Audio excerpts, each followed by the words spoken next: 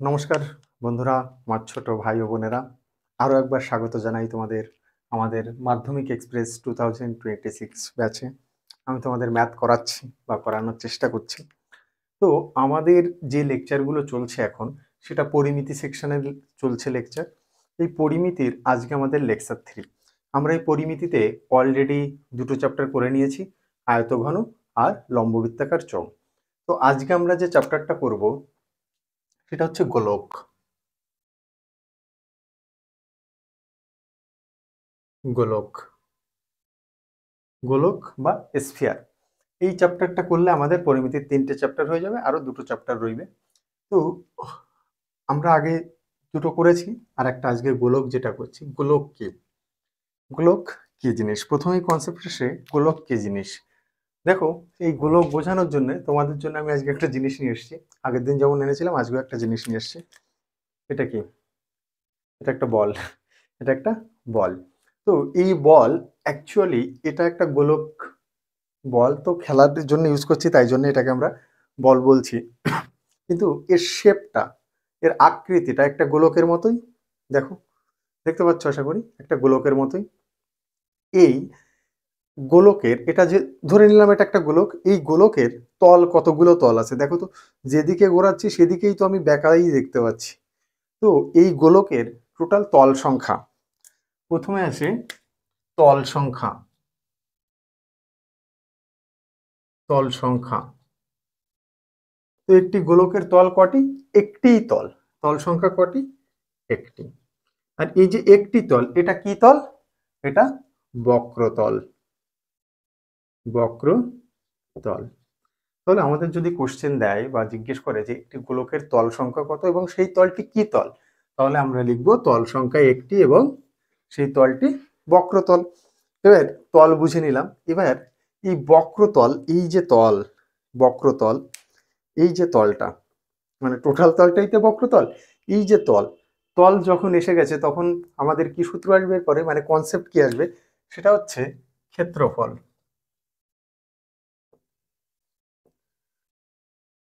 ক্ষেত্রফল কার ক্ষেত্রফল? গোলকের বক্রতলের বা সমগ্র তলের ক্ষেত্রফল।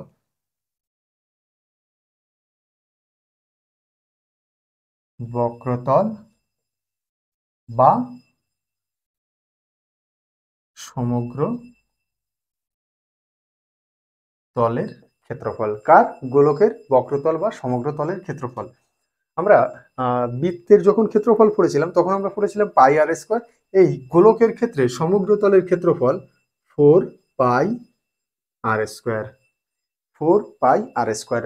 আচ্ছা, এই আর স্কোয়ারটা কি? এই যে ধরো গোলক, এটা যেহেতু আসলে গোলকটার অ্যাকচুয়ালি সার্কেলটাকে যদি আমি একটা বিন্দুতে কেন্দ্র করে, কোনো একটা সার্কুলার রিং বা কাউকে কেন্দ্র করে যদি আমি 360 ডিগ্রিতে ঘোরাই, মানে এদিক ওদিক সব দিকে ঘোরাই, তাহলে আমি এই গোলকটা পাই। তো যেহেতু একটা সার্কুলার রিংকে বা স্ফিয়ারকে ঘোরাচ্ছি, নিশ্চয়ই এর যে একটা কেন্দ্র থাকবে, সেটাকে আমরা কি বলি? গোলকের কেন্দ্র। আর যেহেতু কেন্দ্র রয়েছে, তাহলে এর একটা ব্যাসার্ধও থাকবে। ঠিক, যে ব্যাসার্ধ রয়েছে সেটাকে আমরা বলি আর। আর দ্বারা লিখে থাকি ব্যাসার্ধ। আর যদি এর ব্যাস বার করতে বলে, তাহলে আমরা ব্যাসটাকে লিখতে পারি ডি দিয়ে।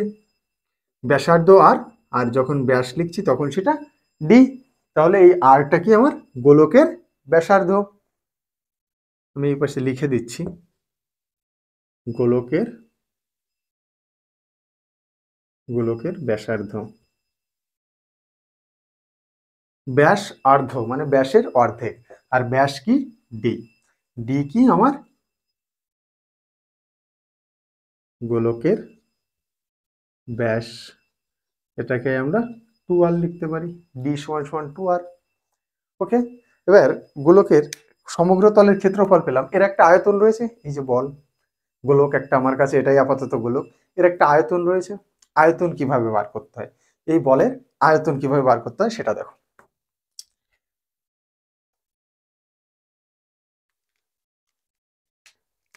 গোলকের আয়তন,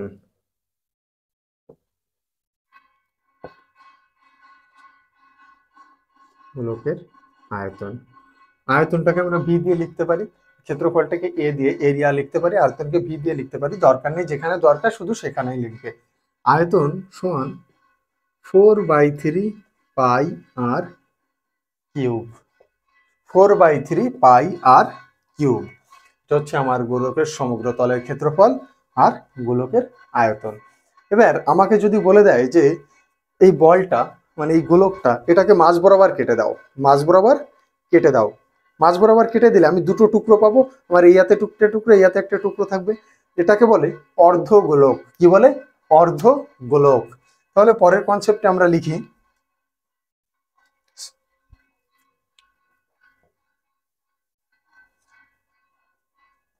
অর্ধ গোলক। অর্ধগোলক, অর্ধগোলকটা দেখতে কেমন হয়? অনেকটা বাটির মতো দেখতে হয়।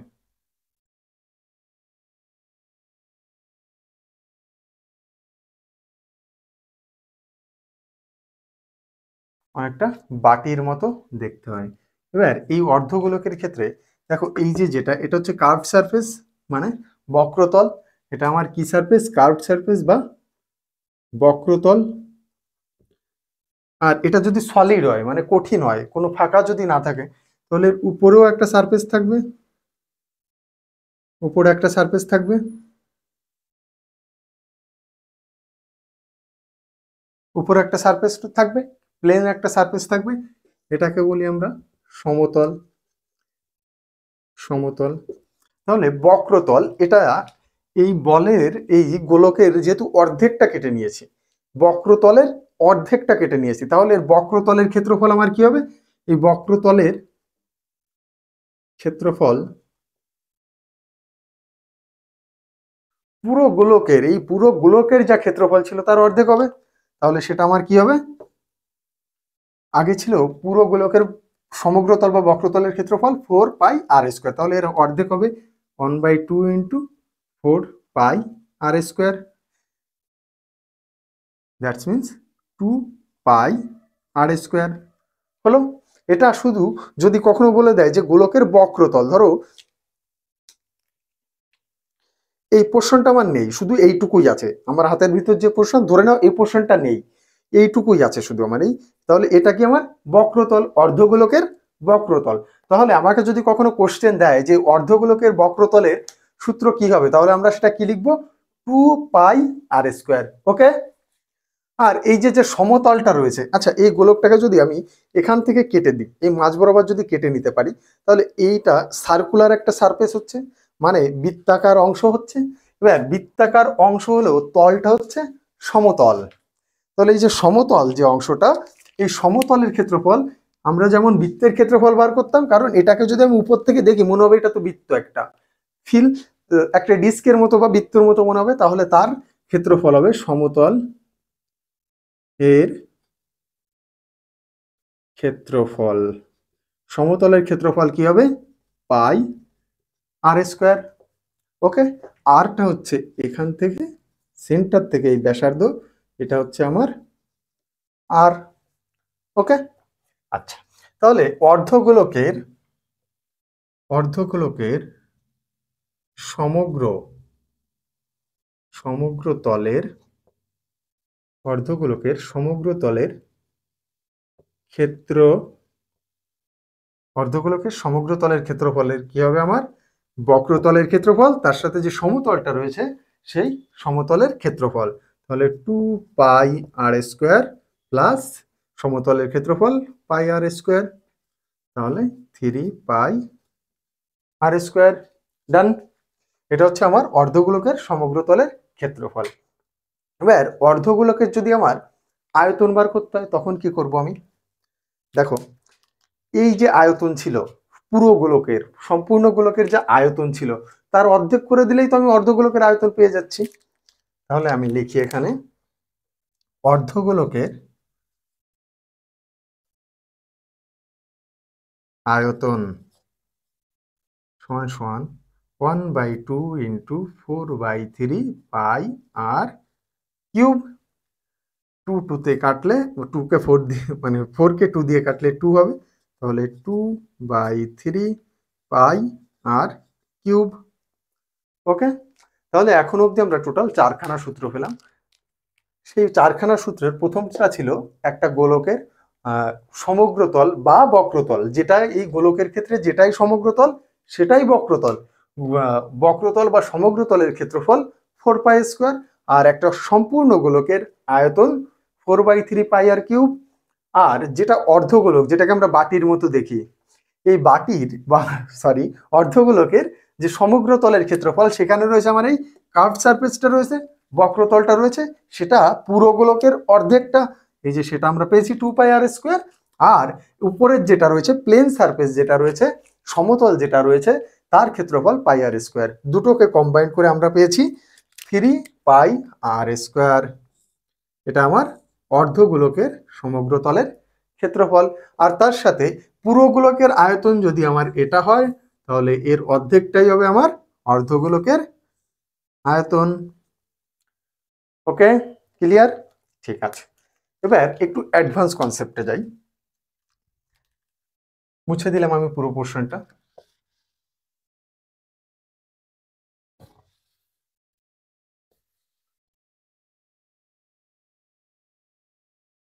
ধরো আমাকে বলে দিল যে একটা ফাঁপা গোলক, একটা ফাঁপা গোলক, কি দারুণ গোলক আঁকলাম।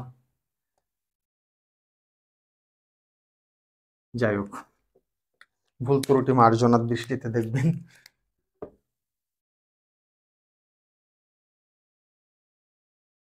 এই যে গোলকটা, এটা ধরো একটা গোলক, এই গোলকের সেন্টার, এটা দুটো গোলকেরই সেন্টার সেম। সেন্টার সেম হওয়ার মানে হচ্ছে এদের যে পুরুত্বটা, মানে এই যে স্পেসটা, এই যে স্পেসটা, এই সবগুলো সমান হবে।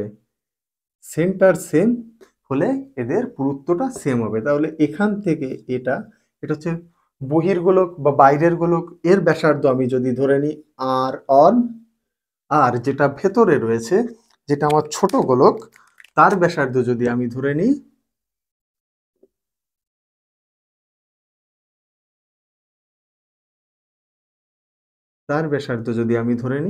r2। ওকে, এবার এখান থেকে কোশ্চেন কি কি দিতে পারে? দুটো কোশ্চেন দিতে পারে। এক দিতে পারে তোমাকে যে এই যে ফাঁপা গোলক এর সমগ্র তলের ক্ষেত্রফল, আর একটা দিতে পারে এই যে যে যে পদার্থ দিয়ে তৈরি এই এরিয়াটা, এই পদার্থ যে দিয়ে তৈরি এর আয়তন কত, এটা আমাকে বার করতে দিতে পারে। তাহলে প্রথমে আমরা সমগ্র তলের ক্ষেত্রফল বার করি। সেটা কি করে করব? দেখো, এই যে গোলকটা, বড় গোলকটা, তার একটা নির্দিষ্ট সমগ্র তলের ক্ষেত্রফল থাকবে। এই বড় গোলকের সমগ্র তলের ক্ষেত্রফল আমরা কি লিখতে পারি? 4πr1 তার স্কোয়ার লিখতে পারি। আবার এটা আমি এবার ধরে নিলাম যে বাইরের গোলকটা আমার নেই, বাইরের গোলকটা নেই, তাহলে এই যে ভেতরের যে গোলকটা, এই ভেতরের গোলকের তারও একটা ক্ষেত্রফল থাকবে, বক্রতলের ক্ষেত্রফল থাকবে। তো এই ভেতরের এই গোলকটার ক্ষেত্রফল আমি ধরলাম কি আসবে, এটাই 4πr2 তার স্কোয়ার। ওকে, এবার তাহলে যদি বলে এই সম্পূর্ণ গোলকের, আমি এর পাশে লেখার চেষ্টা করি, ফাঁপা গোলকের সমগ্র তলের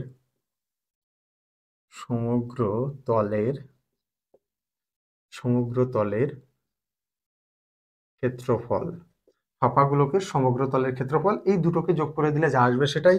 তাহলে সেটা আমি লিখতে পারি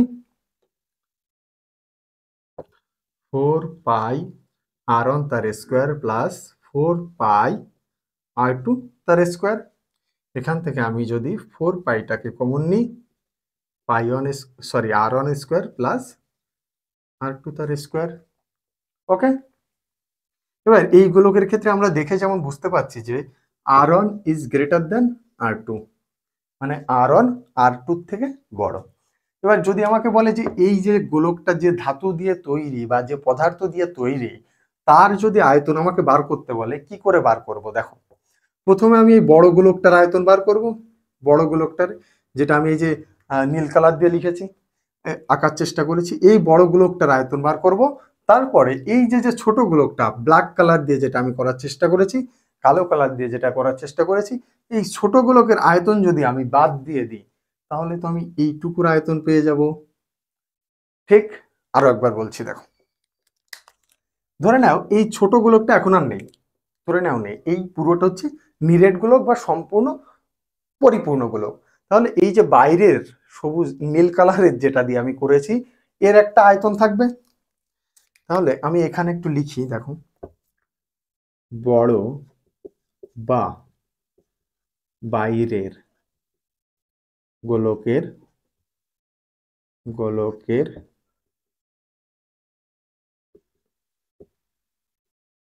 আয়তন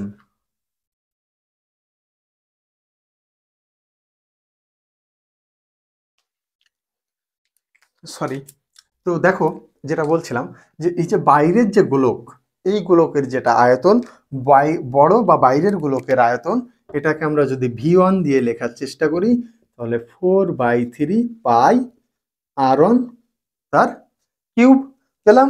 গুড। এবার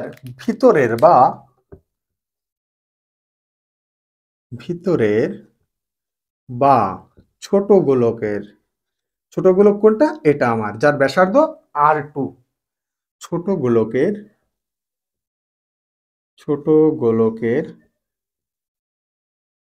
আয়তন, ছোট গোলকের আয়তন, সেটাকে আমরা V2 যদি লিখি তাহলে সেটা হবে আমার কত, 4/3 পাই r2 তার কিউব। ওকে, এবার দেখো, এবার ধরো এই যে বড় গোলকটা, এর ভিতরেই তো আমার ছোট গোলকটা রয়েছে, আমি ছোট গোলকটা ফাঁকা, তাহলে এই যে পোর্শনটুকু, এই যে পোর্শনটুকু আমার, এর আয়তন আমার কাছে জিজ্ঞেস করতে পারে। আমার কাছে আর কি জিজ্ঞেস করবে, করলে তোমাদের কাছেই করবে, আমার তো মাধ্যমিক পাশ করে গেছি কোনো মতে টেনে টেনে, জিজ্ঞেস করতে পারে। তাহলে সেটা আমরা কিভাবে বার করব, এই পুরো বড় গোলকটা থেকে যদি আমি এই ছোট গোলকের আয়তনটা বাদ দিয়ে দিই, মানে এইটুকু যদি আমি বাদ দিই এই বড়টা থেকে, তাহলে আমি এইটুকুর আয়তন পেয়ে যাচ্ছি। তাহলে আমরা এখানে লিখতে পারি অতএব ফাঁপা গোলকের গোলকের ফাঁপা গোলকের ধাতু বা বা পদার্থের পদার্থের পদার্থের পদার্থের আয়তন ভি সমান V1 মাইনাস V2, এইখানে আমরা যেটা পেয়েছি। তাহলে V1 এর জায়গায় আমরা লিখতে পারি 4/3 পাই r1 তার কিউব মাইনাস 4/3 পাই r2 তার কিউব। 4/3 পাই যদি কমন নিয়ে নিই, r1 cube minus r2 cube, পেয়ে গেলাম আমি যে ধাতু বা পদার্থ দিয়ে তৈরি সেটার আয়তন। এবার আরো একটু কনসেপচুয়ালি একটু খেলার চেষ্টা করি আমরা। সেটা ধরো আমাকে বলে দিল শুধু r2 দিয়ে দিল, সাপোজ শুধু r2 দিয়ে দিল এবং বলে দিল এই যে গোলক, এই গোলকের বেধ বা পুরুত্ব, এই গোলকের এই বেধ বা পুরুত্ব x, যদি x হয় সেক্ষেত্রে কি হবে, তাহলে যদি x হয় তাহলে আমার এখানে r1 ইকুয়াল টু কি হয়ে যাবে, r2 প্লাস x। ওকে, এবার যদি x হয় সেক্ষেত্রে আমার এই ফর্মুলাটা চলে আসবে, কোথায় লিখি, স্টার মার্ক দিয়ে লিখি এখানে, যদি x হয় যে পুরুত্ব বা বেধ, পুরুত্ব বা বেধ, ধ মনে হয়, বেধ যদি x একক হয়, centimetre decimetre X Y Z যাই হতে পারে, যদি x হয় এবং ছোট বা অভ্যন্তরীণ গোলকের ব্যাসার্ধ r2 হয়, তবে আয়তন বলতে এখানে আমরা কোন আয়তনের কথা বলছি, যে ধাতু বা পদার্থ দিয়ে তৈরি তার আয়তন ইকুয়াল টু 4/3 পাই কমন নিলে r1 এর জায়গায় আমি বসিয়ে দেব এই পুরো গল্প, সেটা হবে আমার r2 প্লাস এক্স তার হোল কিউব মাইনাস r2 তার কিউব। ওকে, বুঝতে পেরেছো কি করেছি? জাস্ট ফর্মুলা সেম, আমি শুধু পুরুত্ব দিয়ে একবার দেখানোর চেষ্টা করছি। এবার ধরো ভেতরেরটা না দিয়ে বাইরেরটা দিয়ে দিল, ভেতরেরটা না দিয়ে আমাকে বাইরেরটার পুরুত্ব দিয়ে মানে এক্স দিয়ে দিল, আর এই বাইরের ব্যাসার্ধ দিয়ে দিল আমাকে r1, আর বললো যে ভেতরের ব্যাসার্ধ বলে দেয়নি। সেক্ষেত্রে আমি কি করব, তাহলে আমি লিখবো তখন r2 equal to r1 minus x, এই পুরোটা r1, এখান থেকে এই এক্সটা বাদ দিলে আমি r2 পেলাম। সেক্ষেত্রে আমার ফর্মুলা হবে,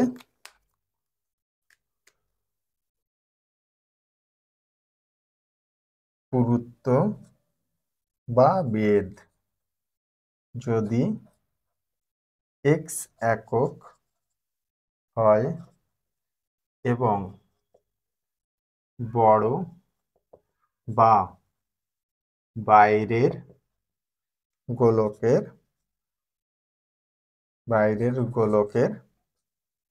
ব্যাসার্ধ সমান r1 হয়, তবে পদার্থের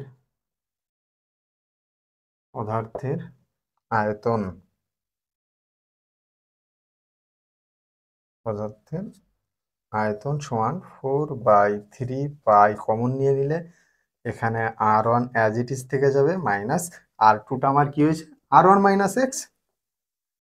মাইনাস এক্স তার হোল কিউব।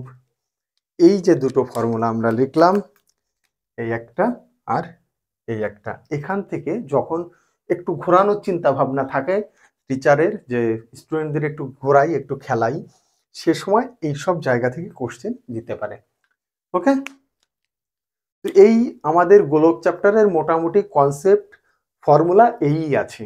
আগে করলাম কটা, দুটো, চারটে, আর এই দুটো ছটা, টোটাল ছখানা ফর্মুলা মাত্র আমাদের এই টোটাল চ্যাপ্টারের রয়েছে।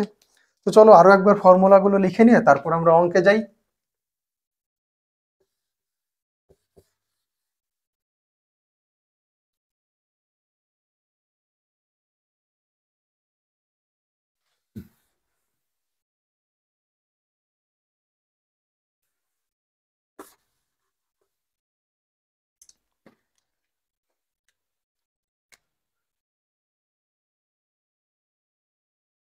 গোলকের,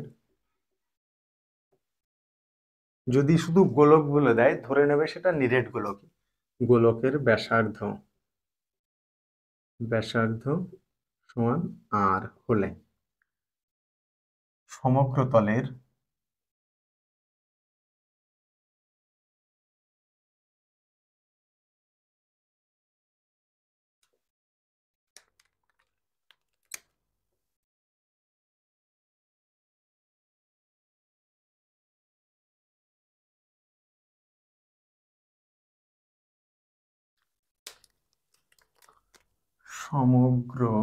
সমগ্র তলের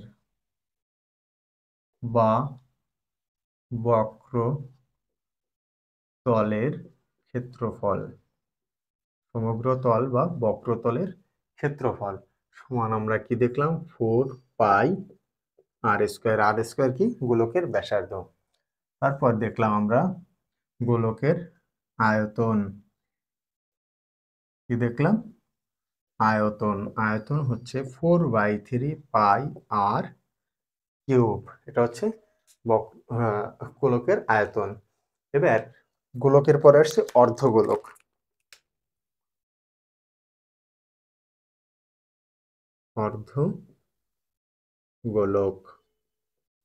অর্ধগোলকের ক্ষেত্রে সমগ্র তলের ক্ষেত্রফল, সমগ্র তলের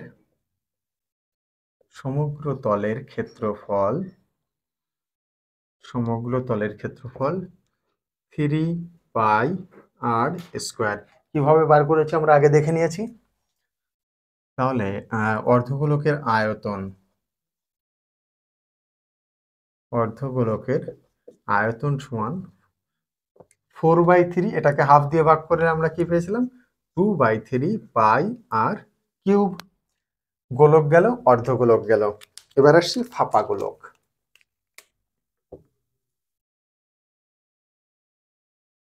ফাঁপা গোলক, ফাঁপা গোলকের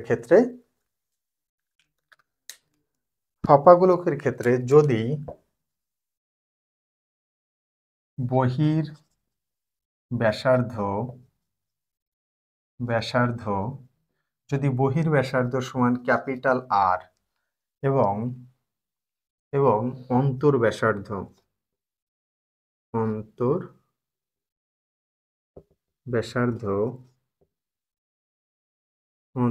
ব্যাসার্ধ সমান স্মল আর হয়, ওকে, স্মল আর হয়, তখন আমরা কি করি সমগ্র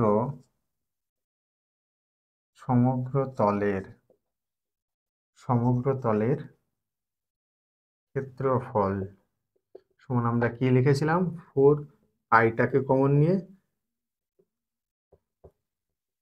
আর স্কোয়ার প্লাস স্মল আর তার স্কোয়ার।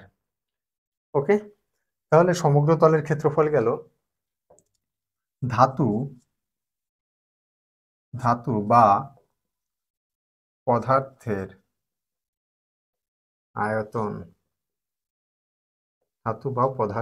আয়তন সমান 4/3 পাই আমরা কমন নিলে আর cube minus small R cube. ঠিক, এবার যদি তোমাকে বলে দেয় যে ফাঁকা জায়গাটুকু রয়েছে তার আয়তন কত, সেই ফাঁকা জায়গাটুকুর আয়তন কি হবে 4/3 পাই স্মল আর কিউব। ওকে, মোটামুটি কনসেপ্ট এই আছে, একবার দেখে নাও, এরপর আমরা অঙ্কে যাই।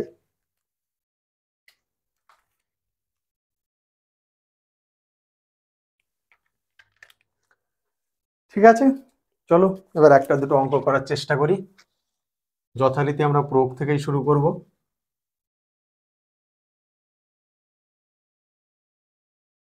লেকচারে রেল মুছে গেছে।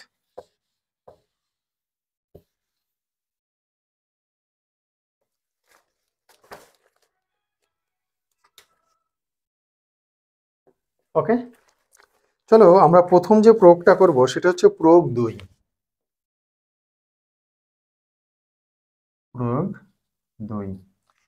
দেখ প্রয়োগটা আমরা করব। 2 নম্বর প্রয়োগে বলছে লোহার পাতে তৈরি একটি গোলকের ব্যাস 14 সেন্টিমিটার, গোলকটিকে রং করতে প্রতি বর্গ সেমি 2.50 টাকা হিসাবে কত টাকা খরচ পড়বে হিসাব করে। প্রথমে আমাকে দিয়েছে লোহার পাত দিয়ে তৈরি, বলেছে লোহার পাতে তৈরি একটি গোলকের ব্যাস, এখানে আমাকে কি দিয়েছে ব্যাস দিয়েছে, কিসের ব্যাস গোলকের ব্যাস, ব্যাসকে আমরা ডি দিয়ে লিখতে পারি, যেটা আমরা আগে বলেছিলাম ডি কত, ডি হচ্ছে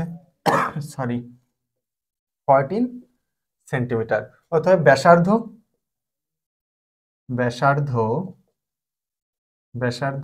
আর সমান 14/2 = 7 সেন্টিমিটার। ঠিক, বলছে গোলকটিকে রং করতে প্রতি বর্গ সেমি এত টাকা হিসাবে কত খরচ পড়বে তাই লিখি। এবার রং করলে আমরা কি করব, গোলকের বাইরের দিকটাই রং করব, অতএব গোলকের বাইরের বক্রতল বা সমগ্রতলের ক্ষেত্রফল, গোলকের সমগ্র তলের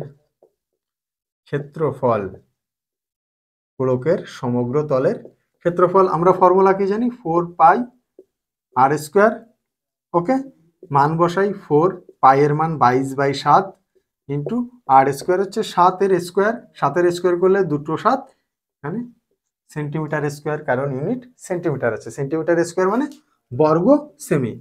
একটা 7 কেটে দিলাম, কেটে দিলে 4 দুগুণে 8, 4 দুগুণে 8, 88 ইন্টু 7, 7 8 56, 6 হাতে 5, 7 8 56 আর 5 56 আর 5 61, এত বর্গ সেমি, এটার মানেই এই সেন্টিমিটার স্কোয়ার। এটা আমি কি পেলাম, ক্ষেত্রফল পেলাম। এবার আমাকে বলছে যে 1 বর্গ সেমি যদি 2.5 টাকা হিসাবে খরচ হয় তাহলে কত খরচ পড়বে। অতএব খরচ পড়বে 1 বর্গ সেমির জন্য কত খরচ পড়ে, 2.50 টাকা। তাহলে এত বর্গ সেমির জন্য কত খরচ পড়বে, 2.50 ইন্টু 616 এত টাকা। ক্যালকুলেশন করি, আর কি করা যাবে, 616 ইন্টু 2.50, পয়েন্ট নেই ধরে নিলাম আপাতত, জিরোর সাথে গুণ করলে সবগুলো জিরোই হবে।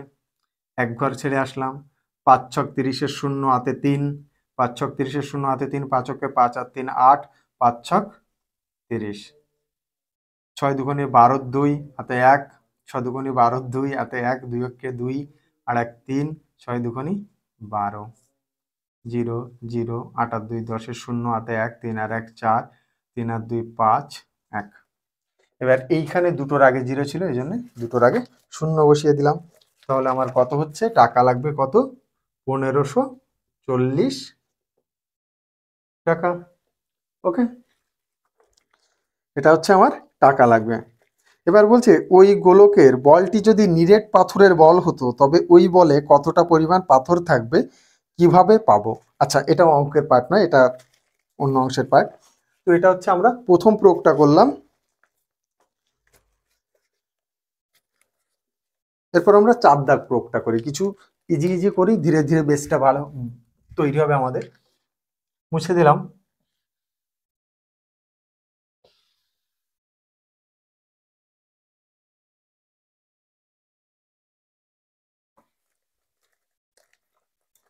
এবার আমরা করব প্রয়োগ 4 দাগ প্রয়োগে বলছে 0.7 ডেসিমিটার দৈর্ঘ্যের ব্যাসার্ধের কোনো পাথরের গোলাকার বল চৌবাচ্চার জলে ডোবালে কতটা পরিমাণ জল অপসারিত হবে।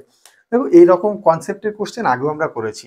পাথর ডোবাচ্ছি, কখনো লম্ববৃত্তাকার চোঙকে ডুবিয়ে দিচ্ছি, কখনো আয়তঘনককে ডুবিয়ে দিচ্ছি। এক্ষেত্রে কি হয়, যখন আমরা জলে কোনো কিছুকে ডোবাই তখন ওই বস্তুর যে আয়তন, ধরো আমি এই বলটাই সাপোজ, ধরো এই যে এই বলটাকে আমি যদি জলের ভিতর ডোবাই তাহলে এর যে আয়তন ও ওই সেই পরিমাণ জলটাকেই সরিয়ে দেবে, স্প্রেড করে দেবে, সরিয়ে দেবে, চারিদিকে সরিয়ে দেবে। এই জন্য কোশ্চেন দেয় অনেক সময় যে বল ফেললে জলের উচ্চতা কত বড় হবে, মানে বল বলতে কি গোলক ফেললে, বা কখনো দিয়েছে আমাদের লম্ববৃত্তাকার চোঙ যদি আমি ফেলে দিই সেক্ষেত্রে জলের উচ্চতা কত হবে। তো এই কনসেপ্টটা সবসময় মাথায় রাখবে যে আমি বল ফেলি বা নিরেট মানে যার ভিতর কোনো ফাঁকা নেই এরকম কোনো বস্তুকে আমি জলের ভিতর ডোবালে ওই বস্তুর যেটুকু আয়তন জল সেইটুকু পরিমাণই স্প্রেড করবে, মানে সরে যাবে, অপসারিত হবে। ওকে, তাহলে বলছি যে 0.7 ডেসিমিটার দৈর্ঘ্যের ব্যাসার্ধের, তাহলে আমার এখানে ব্যাসার্ধ আর সমান 0.7 ডেসিমিটার। ওকে, এবার এই 0. ডেসিমিটারটাকে ডেসিমিটারও রাখতে পারো, ডেসিমিটার থেকে না রাখলে তুমি সেন্টিমিটারও নিয়ে আসতে পারো, কারণ আমরা পড়েছি মিলি সেন্টি ডেসিমিটার, ঠিক। এবার যখন আমরা বাঁ দিকে আসি, মিটার থেকে ডেসিমিটার, ডেসিমিটার থেকে সেন্টিমিটার, সেন্টিমিটার থেকে মিলিমিটার, এক্ষেত্রে যখন আমরা ডান দিক থেকে বাঁ দিকে আসি তখন আমরা গুণ করতে করতে আসি 10 দিয়ে, যেমন 1 মিটার সমান 10 ডেসিমিটার। আবার 1 ডেসিমিটার সমান সমান 10 সেন্টিমিটার। তা তোমরা চাইলে এটাকে 7 ডেসিমিটারও রাখতে পারো অথবা 7 সেন্টিমিটারও করতে পারো। ক্যালকুলেশনের সুবিধার্থে আমি এটাকে 7 সেন্টিমিটার করে নিলাম। তাহলে বলছে যে কতটা পরিমাণ জল অপসারিত করবে। অতএব জল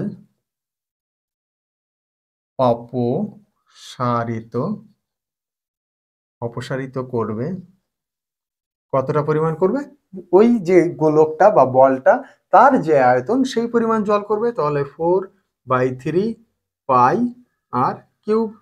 চলো মান বসাই, 4/3 পাই এর মান 22/7 ইন্টু আর হচ্ছে 7 ইন্টু 7 ইন্টু 7, কারণ আর কিউব আছে, এত সেন্টিমিটার কিউব মানে ঘন সেন্টিমিটার।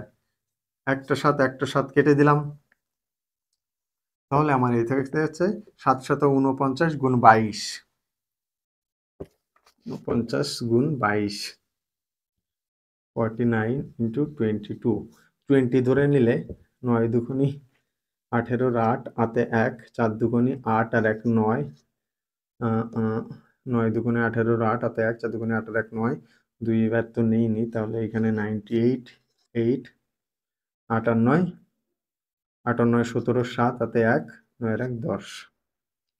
তাহলে এবার এটাকে যদি 4 দিয়ে গুণ করি তাহলে হচ্ছে 4 আটা, এইখানে লিখে দিই একবারে, 4 আটা 32 এর 2 হাতে 3, 4 7 28, 4 আটা 32, তো 8 8 16 32, 4 আটা 32, 4 7 28, 28 আর হচ্ছে 3, 28 আর 3 31 এর 1 হাতে 3, তাহলে 3 বসে গেল, জিরোর সাথে গুণ করলে 4 1 যা 4, এত ঘন সেন্টিমিটার পরিমাণ সে জল অপসারণ করবে। ওই বল ওই পাথরটা, কোনো পাথর যেহেতু বলেছে তার মানে ওই পাথর এই পরিমাণ জল অপসারণ করবে। এটাকে এরকমও রাখতে পারো বা চাইলে তুমি এটাকে পয়েন্টে নিয়ে যেতে পারো, কোনো দুঃখ কষ্ট কিছু রাখার দরকার নেই।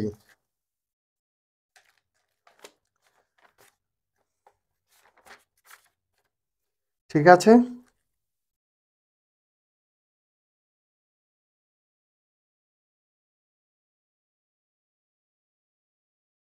এরকমই রেখে দিই আমরা, এটুকু রাখলেই এনাফ। এবার এটাকে কাটাকাটি করতে চাইলে তাও করা যায়। 4 দিয়ে কাটলে 1, 4 3 4 12, 3 4 12, 10 3 3 9, এখানে 4 হবে, 4 3 4 12, 3 3 9, 9 আর 2 11, 3 7 21, 1437 পূর্ণ 2 এর 3 হবে এখন অ্যান্সার। ঠিক আছে, সেটাও করে দিচ্ছি।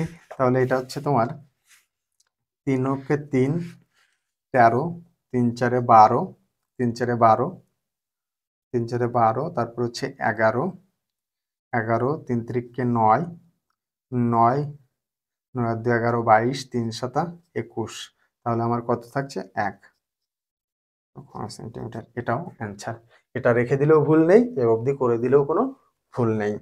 ঠিক আছে, চলো পরের অঙ্কে যাই আমরা।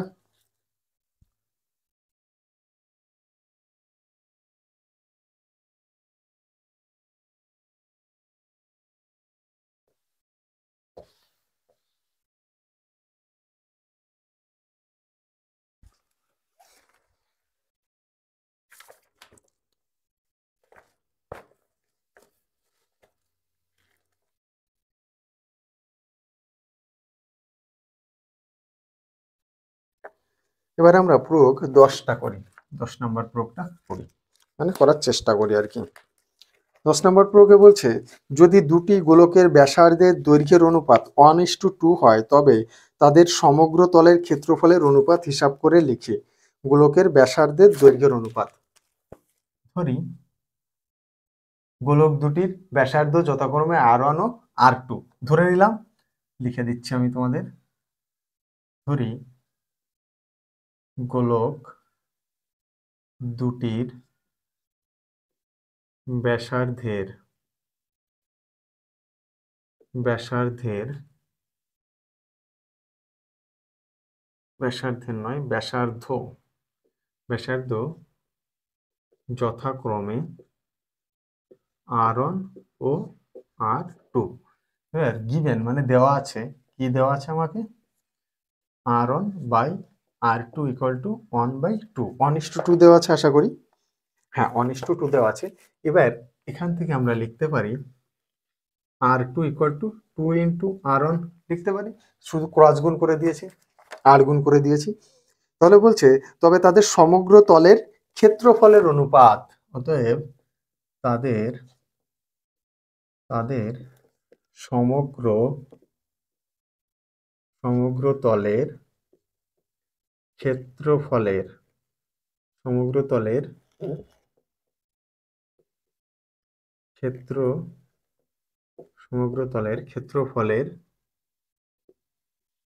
অনুপাত, সমগ্র তলের ক্ষেত্রফলের অনুপাত কি হবে আমার, সমগ্র তলের ক্ষেত্রফল 4 পাই R1² 4 পাই r2 তার স্কোয়ার, 4 পাই কেটে দিলাম। এবার r1/r2 এটাকে এরকমও ডিরেক্টলি লিখে দিতে পারি 1/2 তার হোল স্কোয়ার, তাহলে হচ্ছে 1:4। এটা হচ্ছে আমার অ্যান্সার 1:4। সমগ্র তলের ক্ষেত্রফলের অনুপাত 1:4 হবে। ঠিক। এবার 10-এর পর আমরা 12 দাগ অঙ্কটা ইম্পর্টেন্ট। তার আগে 11 দাগটা করি আমরা। প্রয়োগ 11 দাগ।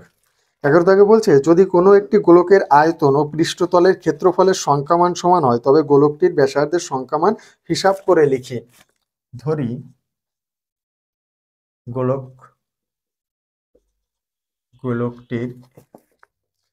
গোলকটির ব্যাসার্ধ সমান r।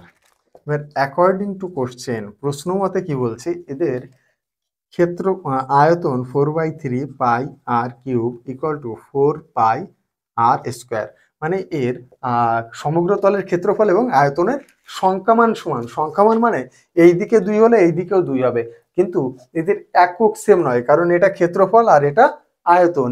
এর আয়তন হলে centimetre cube, metre cube, decimetre cube এসবে আসবে, আর ক্ষেত্রফলের ক্ষেত্রে metre square, centimetre square, decimetre square এসব আসবে। তাহলে আমরা এখান থেকে এই 4 পাইকে কেটে দিয়ে দেখি কেমন দেখা যায়। আর স্কোয়ারকে এখান থেকে কাটলে শুধু আর থাকে, অতএব আর ইকুয়াল টু 3 একক। অতএব গোলকটির ব্যাসার্ধের সংখ্যামান 3। ঠিক? ও ভাইয়া ঠিক হ্যাঁ। চলো তাহলে এবার আর একটা প্রয়োগ করি আমি, 12 দাগ প্রয়োগটা। এই 12 দাগ প্রয়োগটা খুব ইম্পর্টেন্ট একটা অঙ্ক। এরকম অঙ্ক তোমাদের পরীক্ষায় আসার সম্ভাবনা রয়েছে, তাই একটু ভালো করে দেখে নিও।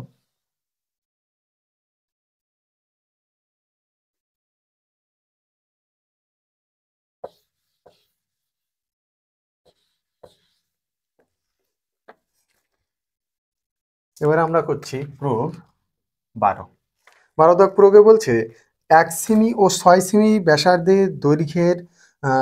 সেমি দৈর্ঘ্যের ব্যাসার্ধ বিশিষ্ট দুটি নিরেট গোলককে গলিয়ে 1 সেমি পুরু ফাঁপা গোলকে পরিণত করা হলো। নতুন গোলকটির বাইরের বক্রতলের ক্ষেত্রফল হিসাব করে লিখি। তোমাদের আগে যে কনসেপ্টটা করালাম না, ফাঁপা গোলকের যে পুরুত্ব যদি এক্স দিয়ে দেয় কি করতে হবে, এই অঙ্কটা তার অ্যাপ্লিকেশন। চলো করি। এখানে বলছে যে 1 সেমি ও 6 সেমি দৈর্ঘ্যের ব্যাসার্ধ বিশিষ্ট দুটি নিরেট গোলক, সরি r1 = 1 সেমি, r2 = 6 সেমি, আর পুরুত্ব নতুন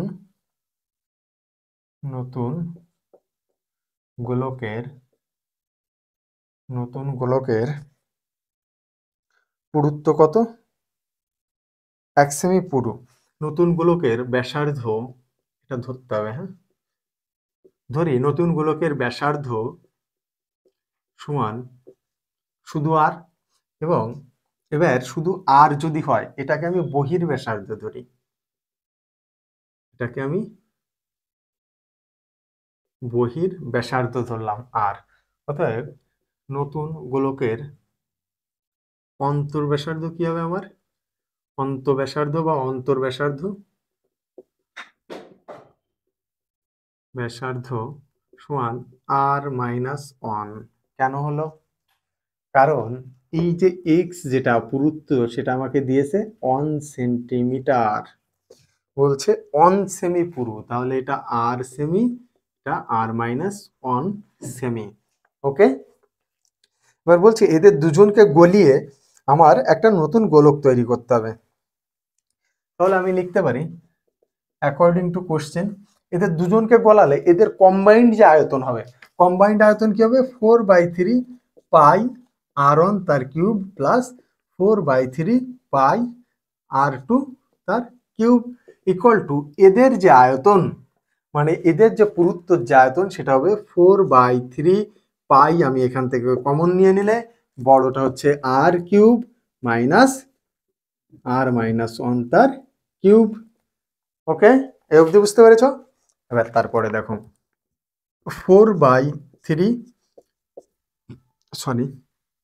4/3 কমন নিয়ে নিলাম, তাহলে R1 হচ্ছে আমার R1 কত 1 সেন্টিমিটার কিউব প্লাস R2 কত 6 সেন্টিমিটার তার কিউব ইকুয়াল টু 4/3 পাই এখান থেকে আমার R-1 তার কিউব 4/3 পাই 4/3 পাই কেটে দিলাম। তাহলে এখানে আমার হচ্ছে 1 প্লাস 6 ছক 36 গুণ 6 64 6 ছক 36 গুণ 6 6 ছক 36 6 আতে 3 6 3 6 18 আর 3 9 সরি 4 এ কিউব করলে হচ্ছে 64 হয়।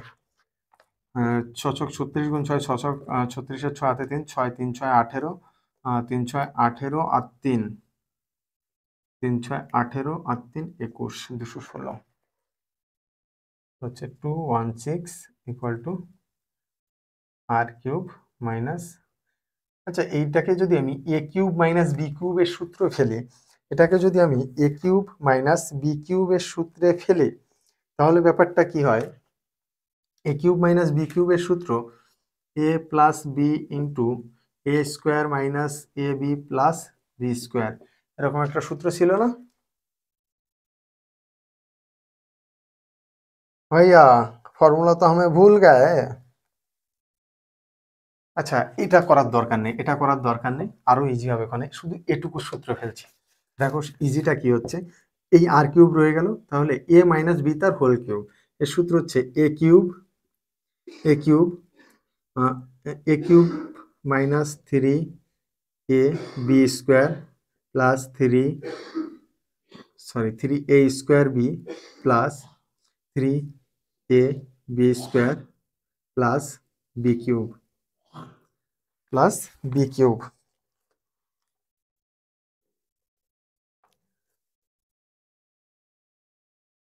প্লাস 9 এখানেও মাইনাস হবে তাহলে এবার আমরা এখানে হচ্ছে 217 equal to R cube minus r cube plus 3 r square minus 3 r plus 1 okay r cube কেটে দিলাম তাহলে এদিকে আমার থাকছে 3 r square minus 3 r plus 1টা plus or minus 217 equal to 0 এই 217টাকে এই পাশে নিয়ে গেছি তাহলে আমার হচ্ছে 3 r square minus 3 r minus 216 equal to 0 okay okay এবার 3 3 দিয়ে ভাগ করলে 3 সাথে 21 3 দুগুণে 6 3 সবার ক্ষেত্রে কমন নিয়ে নিই তাহলে r square minus r minus হচ্ছে তোমার 3 সাথে 21 3 দুগুণে 6 ইকুয়াল টু 0 এই 3 ওই পাশে চলে গেলে 0 হয়ে যাবে তাহলে r square minus r minus 72 equal to 0 এই ক্যালকুলেশনটাকে আমি এই দিকে একটু টেনে নিয়ে যাচ্ছি টেনে নিয়ে গেলে এটাকে আমি লিখতে পারি এই যে আর স্কোয়ার মাইনাস আর উৎপাদকে বিশ্লেষণ তোমাদের একটা চ্যাপ্টার আছে আমি এখনো করিয়ে পারিনি সেই উৎপাদকে বিশ্লেষণ করতে হবে এটাকে বিশ্লেষণ করলে কি হবে দেখো r square minus 9r plus 8r minus 72 equal to 0 বা এখান থেকে আর কমন নিলে আর মাইনাস 9 প্লাস 8 কমন নিলে আর মাইনাস 9 ইকুয়াল টু 0 বা r minus 9 into r plus 8 equal to 0 এবার হয় অথবা করতে হয় হয় অথবা অথবা হয় আর মাইনাস 9 ইকুয়াল টু 0 অতএব আর ইকুয়াল টু 9 অথবা r plus 8 equal to 0 but r not equal to minus 8 r ঋণাত্মক হতে পারে না কারণ ব্যাসার্ধ ঋণাত্মক হতে পারে না ওকে অঙ্ক কিন্তু শেষ হয়নি আমি শুধু এখন ব্যাসার্ধটাকে বার করেছি এবার আমাকে বার করতে হবে এই নতুন গোলকটির বাইরের বক্রতলের ক্ষেত্রফল নতুন যে আমার গোলক হয়েছে তার ব্যাসার্ধ পেয়ে গেছি বাইরের বক্রতল বার করে তো কোনো ব্যাপারই নয় তাহলে আমি এখানে লিখি এই যে নতুন গোলকের ব্যাসার্ধ অতএব বাইরের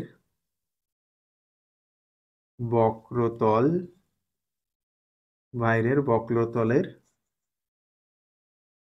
ক্ষেত্রফল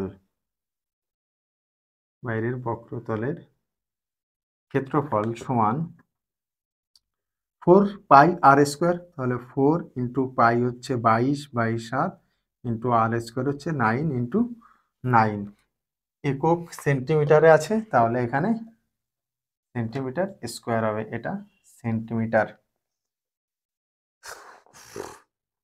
উল্টো পাল্টা ইংরেজি আসছে। যাই হোক, এর ক্যালকুলেশনটা করলে 9 9 81, 88 ইন্টু 81/7। আমার এখানে আর জায়গা নেই, তাই আমি ক্যালকুলেশনটা করছি না। তোমরা প্রয়োজনে বা দয়া করে একটু ক্যালকুলেশনটা করে নিও। এত বর্গ সেন্টিমিটার। ওকে, এরকম অঙ্ক কিন্তু তোমাদের আসতে পারে, সুন্দর অঙ্ক। ঠিক আছে, একবার দেখে নাও।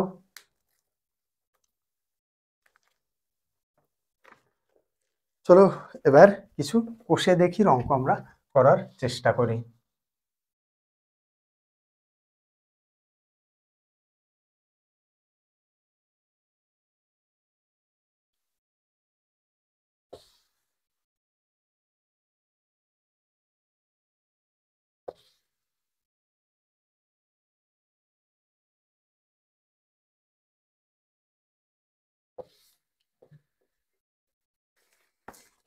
কষে দেখি 12, মানে চ্যাপ্টার নাম্বার যেহেতু 12, সেই কষে দেখি 12। কষে দেখি 12। ওকে, তো প্রথম আমরা যে অঙ্কটা করার চেষ্টা করব সেটা হচ্ছে 2 দাগ। 2 দাগ বলছে একটি চামড়ার বল তৈরি করতে প্রতি বর্গ সেমি 17.50 টাকা হিসাবে এত টাকা লেগেছে। বলটির ব্যাসের দৈর্ঘ্য হিসাব করে লিখি। ধরো কি ধরবা, কিছু তো ধরো। ধরি বলটির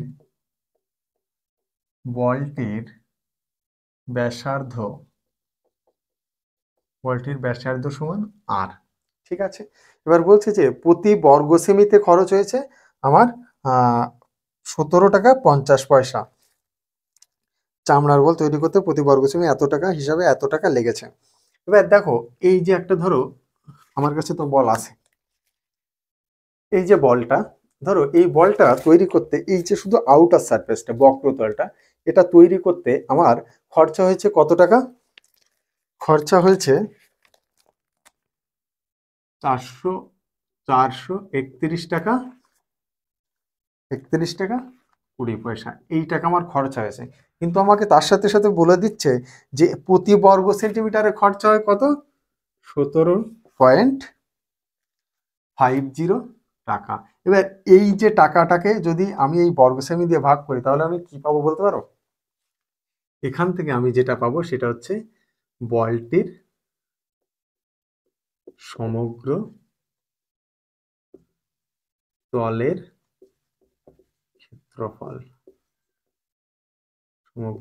ক্ষেত্রফল। আমি এখান থেকে পেয়ে যাব।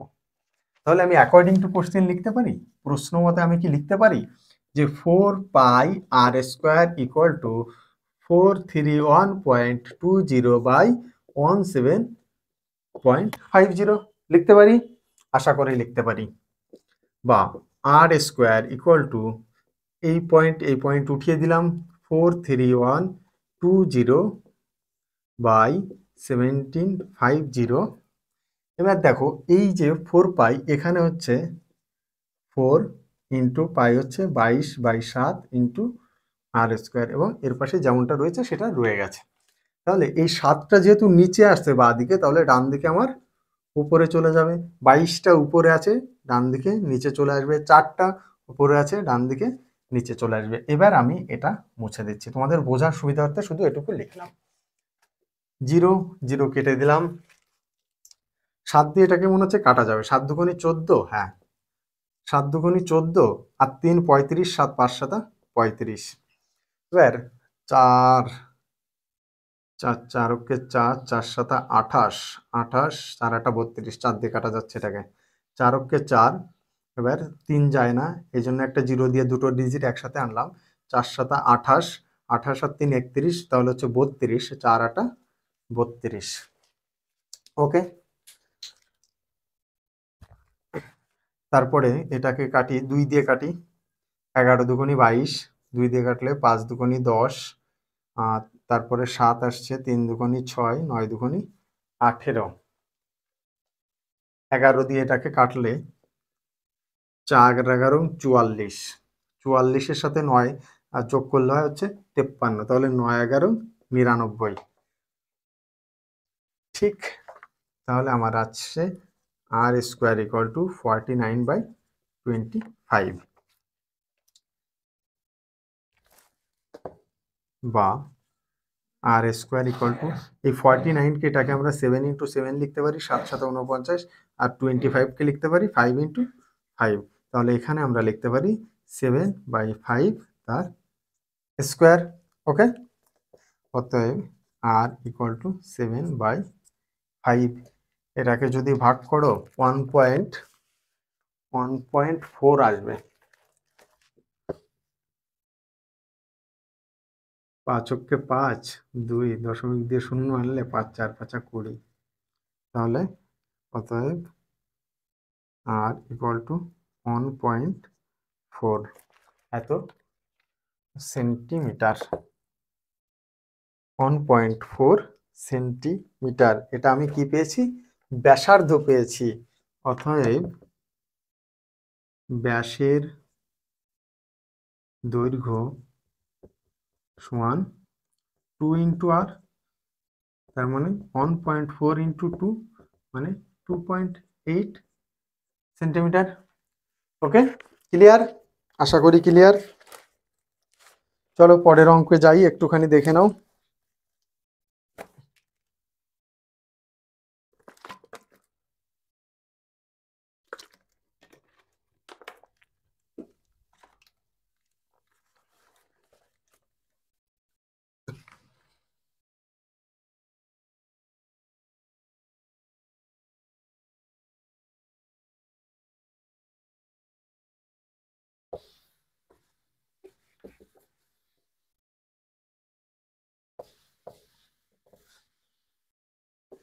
হরে কৃষ্ণ। এবার আমরা যে অঙ্কটা করব, মানে করার চেষ্টা করব, সেটা হচ্ছে 4 দাগ। 4 দাগে বলছে 28 সেমি দৈর্ঘ্যের ব্যাস বিশিষ্ট একটি নিরেট গোলক জলে সম্পূর্ণভাবে নিমজ্জিত করলে যে পরিমাণ জল অপসারিত হবে তা নির্ণয় করো। এখানে ব্যাস দিয়ে দিয়েছে, ব্যাস কিসের ব্যাস? গোলকের ব্যাস। ব্যাস ইকুয়াল টু কত? 28 সেন্টিমিটার। অতএব ব্যাসার্ধ আর সমান সমান 28/2 ইকুয়াল টু 14 সেন্টিমিটার। ওকে, তাহলে বলছে যে একটি নিরেট গোলককে জলে সম্পূর্ণভাবে নিমজ্জিত করলে যে পরিমাণ জল অপসারিত হবে তা নির্ণয় করো। আগেও তোমাদের বললাম যে আমি যদি কোনো নিরেট গোলককে ফেলি, তার যে আয়তন, সে সেই পরিমাণই জলটাকে অপসারিত করবে। তাহলে আমি এখানে লিখতে পারি অতএব জল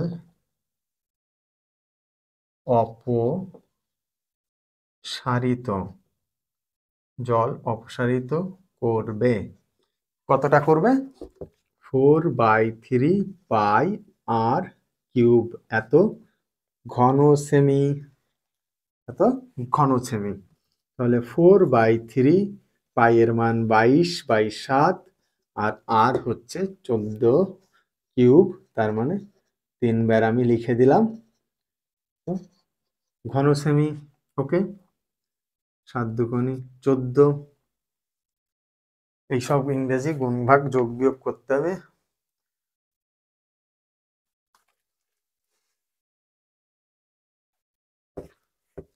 চার দুগুণে 8, 4 দুগুণে 8, 88 × 2 করলে হয় 88 × 2, 8 দুগুণে 16, 6 হাতে 1, 8 দুগুণে 16 আর 1 17, 176 ইন্টু 4 দুগুণে 8, 8 দুগুণে 16, 6 হাতে 1, 8 দুগুণে 16 আর 1 17, 14 × 14 করলে কত যেন হয় ভুলে গেছি, 14 × 14, 14 × 14, তাহলে হচ্ছে 140, আর 4 4 16, 6 হাতে 1, 4 4 16 6 হাতে 1 4 কে 4 আর 1 5 আচ্ছা 196 176 ইন্টু 196/3।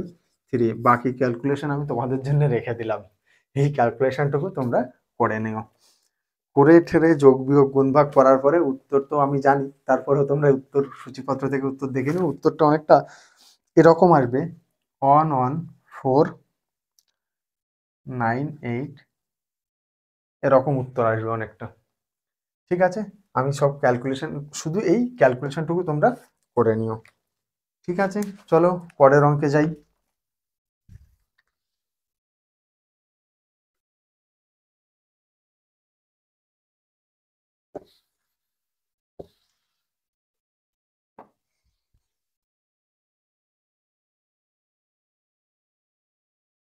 এবার আমরা 5 দাগ অঙ্কটা করব।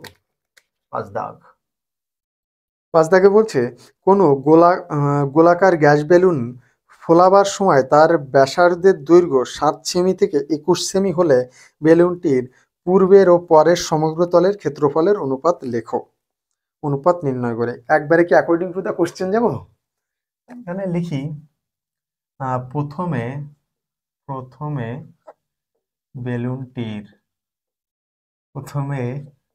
বেলুনটির ব্যাসার্ধ, r1 = 7 সেমি।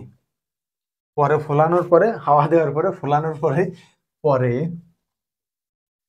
বেলুনটির ব্যাসার্ধ r2 =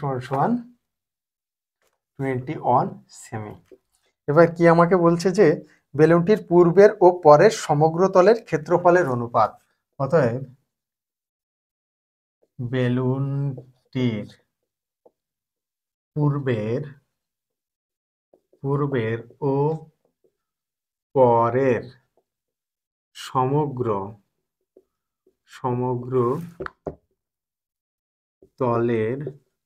তলের ক্ষেত্রফলের অনুপাত কত হবে? পূর্বের এবং পরের। তাহলে পূর্বের হচ্ছে 4πr1², পরের কি 4πr2 তার স্কোয়ার। 4π কেটে দিলাম। r1 হচ্ছে 7 × 7 আর r2 হচ্ছে 21 × 21। 7 3 7 21, 7 3 7 21, 1/9 = 1:9। ইজি অঙ্ক, একদম সহজ। এরপরে 6 দাগটা করি, এখানেই করি 6 দাগ। 6 দাগ বলছে অর্ধগোলাকৃতির একটি বাটি অর্ধগোলাকৃতির একটি বাটি তৈরি করতে 127.27 বর্গ সেমি পাত লেগেছে। বাটিটির মুখের ব্যাসের দৈর্ঘ্য হিসাব করে লিখি। ভালো কথা, লিখি আর কি করা যাবে। ধরি ধরতেই তো শেষ হয়ে গেলাম।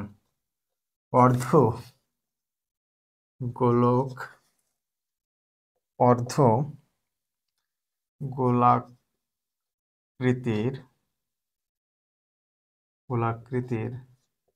বাটির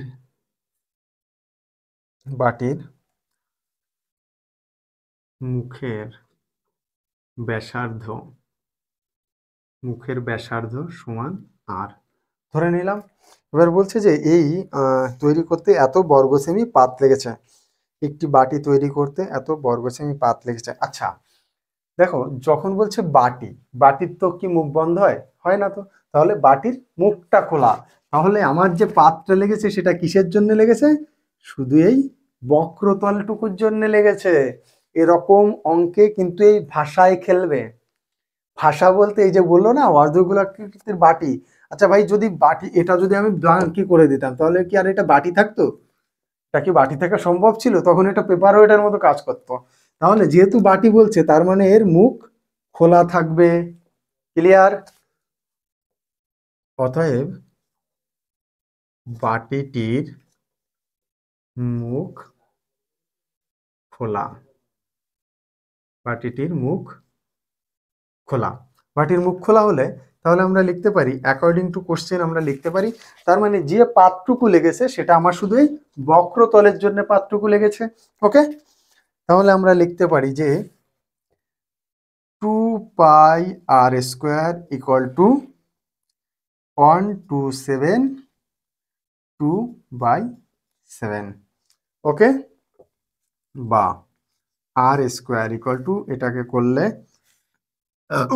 সরি 7 7 49, 7 2 14, আর হচ্ছে 4, 18 8 হাতে 1, 7 7 আর 1 8, এর সাথে 2 যোগ করলে 9 আর 2 11, 1 8 আর 1 9, 8 9 on 8 9 on by 7, 7 7 49, 7 2 14 আর 4 18 8 হাতে 1, 7 7 আর 1 8 আর 2 যোগ করলে 8 9 on। এবার এইখানে 2 উপরে আছে, এইখানে নিচে চলে আসবে। পাই মানে 22/7, 22 উপরে আছে, নিচে চলে আসবে। আর 7 নিচে ছিল, উপরে চলে যাবে। সাথে সাথে কেটে দিলাম 8 11 দিয়ে কত সুন্দর কাটা যাচ্ছে দেখবে। 11 2 22, 8 11 88, 11 কে 11, সুন্দর। আর না, সুন্দর হয়েছে। এটা হচ্ছে আমার 81/2 × 2। এই 81টাকে আমরা লিখতে পারি 9 × 9/2 × 2 লিখতে পারি। তাহলে আমি এখানে লিখতে পারি r² = 9/2 তার হোল স্কোয়ার। অতএব r = 9/2। এটা আমার কি ব্যাসার্ধ, কিন্তু আমার কাছে জানতে চেয়েছে কি ব্যাস। ব্যাসের দৈর্ঘ্য কত? অতএব কোথায় লিখবো? অতএব এইখানেই লিখি। অতএব বাটিটির ব্যাস সমান 9/2 × 2 = 999 সেন্টিমিটার। কারণ এই ভ্যালুটা দিয়ে দিয়েছিল আমার বর্গ সেন্টিমিটারে। তাহলে বাটিটির ব্যাস হবে 9 সেন্টিমিটার। ক্লিয়ার? কই দুঃখ দর্দ দুবিধা দুঃখ কষ্ট কিছু থাকলে জানাতে পারো, আমরা তো জানার জন্য বসেই আছি। আমাদের প্রত্যেকের না হলেও অধিকাংশ ভিডিওর নিচেই আমাদের হোয়াটসঅ্যাপ গ্রুপের লিঙ্ক দেওয়া রয়েছে, কমেন্ট বক্স তো তোমাদের জন্যই খোলা রয়েছে। তো চলো, দুঃখ কষ্ট হলে জানিও, আমাদের দ্বারা যতটা সম্ভব আমরা তো চেষ্টা করছি সলভ করার। চলো পরের অঙ্কে যাই। আর যদি সম্ভব হয় একটু লাইক শেয়ারও করো, তাহলে আমাদেরও দুঃখ কষ্ট দূর হয়।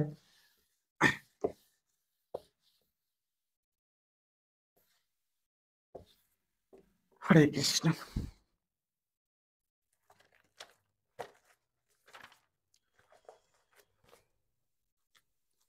এরপর আমরা কোন অঙ্কটা করি? 8 দাগ। এই যে গলাগলির অঙ্ক শুরু হয়ে গেছে, মানে 2 3টে গোলককে একবারে গলিয়ে একটা নতুন গোলক তৈরি করা হলো। সেক্ষেত্রে কতগুলো গোলক তৈরি করা যাবে? বা একটা বড় গোলককে গলিয়ে 3 4টে গোলক তৈরি করা হলো, তাহলে তাদের ব্যাসার্ধ কত হবে? এই টাইপের অঙ্ক দেয়, কম বেশি দেয়। বলছে একটি নিরেট সীসার গোলকের ব্যাসের দৈর্ঘ্য, সীসা গোলকের ব্যাসের দৈর্ঘ্য সমান কত? 14 সেন্টিমিটার। অতএব ব্যাসার্ধ সমান 7 সেন্টিমিটার। ভালো কথা। গোলকটিকে গলিয়ে 3.5 সেমি দৈর্ঘ্যের ব্যাসার্ধের, এইটাকে ব্যাসার্ধ ধরে নিলাম, আর অন সব এক হয়ে গেছে, স্মল আর ধরে নিলাম। নতুন গোলকের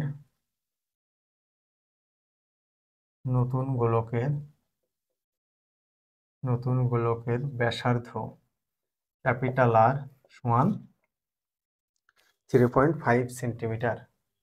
3.5 সেন্টিমিটার। ওকে, বলছে যে এই যে গোলকটা ছিল, এই যে বড় গোলক, এই গোলকটাকে গলিয়ে 3.5 সেন্টিমিটারের কতগুলো গোলক তৈরি করা যাবে? ধরাধরিতেই তো জীবন চলে গেল। ধরি এক্স সংখ্যক গোলক তৈরি করা যাবে, ধরে নিয়েছি। তাহলে আমরা লিখতে পারি অ্যাকর্ডিং টু দ্য কোশ্চেন, মানে শর্ত মতে বা প্রশ্ন মতে লিখতে পারি এর যা আয়তন হবে এদের কম্বাইন্ড আয়তন সেম হবে। তাহলে হচ্ছে 4/3 pi small R cube equal to X into 4/3 pi capital আর তার কিউব। 4/3 পাই 4/3 পাই কপাস করে কেটে দিলাম। তাহলে আমি এই এক্সটাকে যদি এই পাশে রাখি তাহলে r cube by capital r cube equal to x. ঠিক মানদণ্ড দেওয়ার চেষ্টা করি। স্মল আর হচ্ছে 7, 7 ইন্টু 7 ইন্টু 7, আর ক্যাপিটাল আর হচ্ছে 3.5 into 3.5 into 3.5 equal to x. একটা দুটো তিনটে, একটা দুটো তিনটে, 7 5 7 35, 7 5 7 35, 7 5 7 35।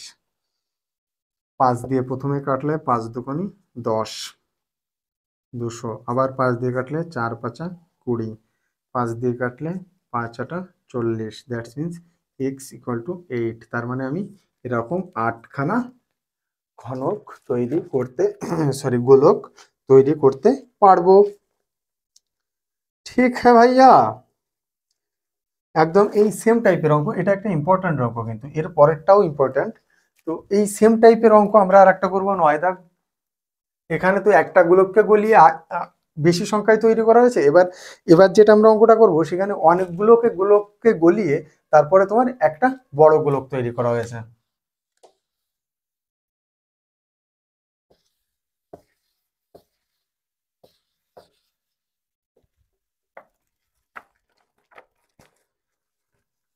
এবার করি 9 দাগ। 9 দাগ বলছে 3 সেমি 4 সেমি ও 5 সেমি দৈর্ঘ্যের ব্যাসার্ধের 3টি নিরেট তামার গোলক গলিয়ে একটি নিরেট বড় গোলক তৈরি করা হলো। বড় গোলকটির ব্যাসার্ধের দৈর্ঘ্য হিসাব করে লিখি। ধরবোটা আর কি, ধরি বড় গোলকটির ব্যাসার্ধের দৈর্ঘ্য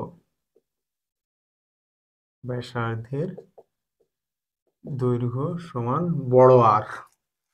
বড় আর মানে ক্যাপিটাল আর সেন্টিমিটার, কারণ বাকি সব সেন্টিমিটার দেওয়া আছে। তাহলে আমি এবার একদম ডিরেক্ট অ্যাকর্ডিং টু কোশ্চেন লিখছি। 3টে গোলক দেওয়া আছে, ছোট ছোট গোলক। 3টে গোলকের ব্যাসার্ধ দেওয়া আছে 3 4 এবং 5 সেমি। এদেরকে কম্বাইন করতে হবে। তাহলে 4/3 পাইটাকে কমন নিয়ে নিলাম। প্রথমে কত আছে 3 4, 3-এর কিউব প্লাস 4-এর কিউব প্লাস 5-এর কিউব। কি করে করেছি এটা বুঝতে পেরেছো? মনে হয় না। আর বুঝতে পারলে তো ওয়েল অ্যান্ড গুড, আমি এক লাইন এক্সট্রা করি। দেখো 4/3 পাই আর ওয়ানটা হচ্ছে তোমার 3 তার কিউব প্লাস 4/3 পাই 4 তার কিউব প্লাস 4/3 পাই 5 তার কিউব। ওকে, তাহলে এর মানেই হচ্ছে এটা সব মিলিয়ে কম্বাইন্ড যেটা তৈরি করবে সেটা হচ্ছে 4/3 পাই বড় আর এর কিউব, মানে ক্যাপিটাল আর এর কিউব। ওকে, এবার এখান থেকে আমি 4/3 পাইটাকে কমন নিয়েছি। এই লাইনটা না করে আগের লাইনটা মানে স্টেপ আপ করেছিলাম। স্টেপ ডাউন না স্টেপ আপ কি যেন বলে, স্টেপ জাম্প।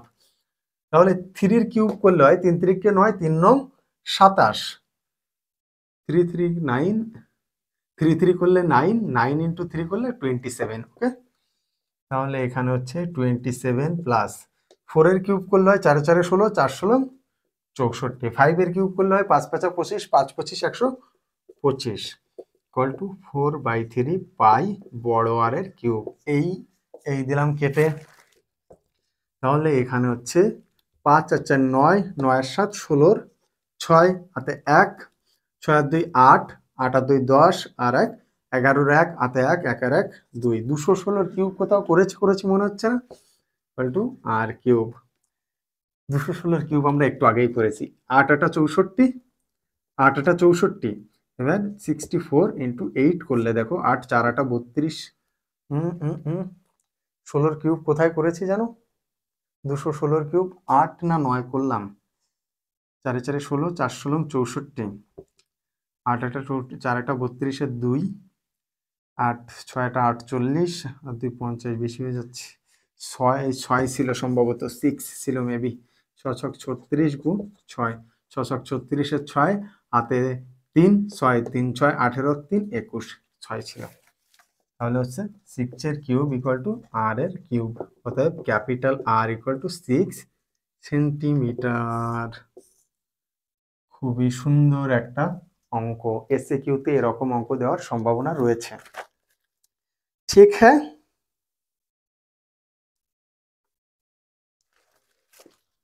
দেখে নিয়েছো? চলো পরের অঙ্ক করি।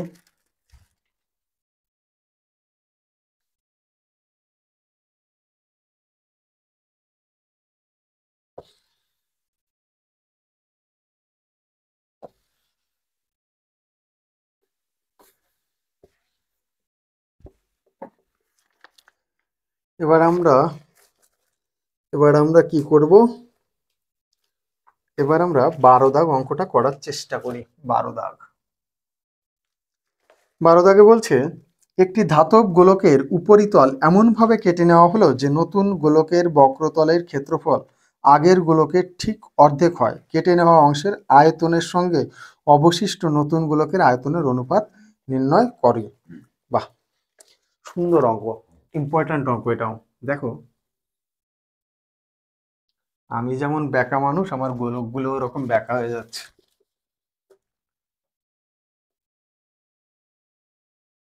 বাহ, সুন্দর হয়েছে তো। ধরো এটা একটা গোলক, এই গোলক থেকে একটা পোর্শন কেটে নিতে হবে, একটা পোর্শন কেটে বাদ দিতে হবে। ধরো এটা সেন্টার,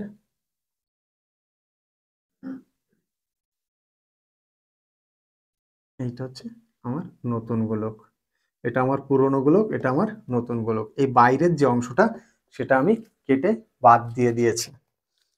এবার আমাকে শর্তে কি বলছে যে একটি ধাতব গোলকের উপরিতল এমনভাবে কেটে নেওয়া হলো যে নতুন গোলকের বক্রতলের ক্ষেত্রফল আগের গোলকের ঠিক অর্ধেক হয়। আবার ধরাধরির গল্প ধরি। পুরাতন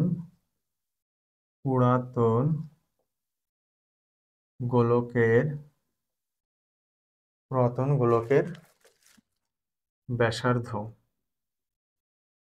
ব্যাসার্ধ সমান ক্যাপিটাল আর, এবং নতুন গোলকের ব্যাসার্ধ সমান স্মল আর। ওকে, এবার আমাকে শর্ত কি দিয়েছে যে এমনভাবে কেটে নেওয়া হলো যাতে নতুন গোলকের বক্রতলের ক্ষেত্রফল আগের গোলকের ঠিক অর্ধেক হয়। তাহলে আগের গোলক এটা, এর অর্ধেক হবে নতুন গোলক।